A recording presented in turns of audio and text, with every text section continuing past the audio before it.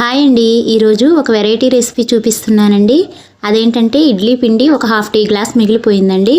దాన్ని వేస్ట్ చేయడం ఇష్టం లేక ఈ విధంగా చేస్తున్నాను. హాఫ్ టీ గ్లాస్ ఇడ్లీ పిండికి ఒక టీ గ్లాస్ మైదా పిండి జల్లిచ్చింది తీసుకున్నాను. దాంట్లో చిటికెడు సాల్టు, సోడా ఉప్పు వేశాను. జీలకర్ర కూడా వేసుకున్నాను.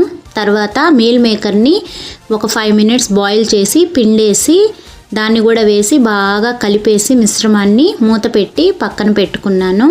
తర్వాత బీట్రూట్ ఒక గడ్డ బాగా దంచి వేసానండి. ఈ మిశ్రమాన్ని కూడా బాగా కలిపేసి మూత పెట్టేసి ఒక హాఫ్ అన్ అవర్ పక్కన పెట్టేసుకోవాలండి. ఇడ్లీ పిండి, దోస పిండి అలాంటివి మిగిలిపోయినప్పుడు ఈ రెసిపీని తయారు చేసుకోవచ్చండి. చాలా బాగుంటుంది. పిండి చూడండి, ఇలా పింక్ కలర్లో వస్తుంది. చాలా బాగుందండి చూడడానికి. ఆయిల్ సిమ్లో ఉంచుకొని వేడి చేయాలండి.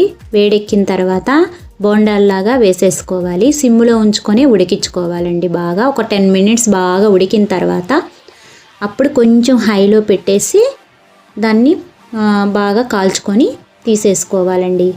2 రోజులు ఇడ్లీ అంటే పిల్లలు బోర్ ఫీల్ అవుతారు కదండి. అందుకోసమే ఇలా వెరైటీగా చేసి పెట్టామంటే వాళ్ళు చాలా ఇష్టంగా తింటారండి.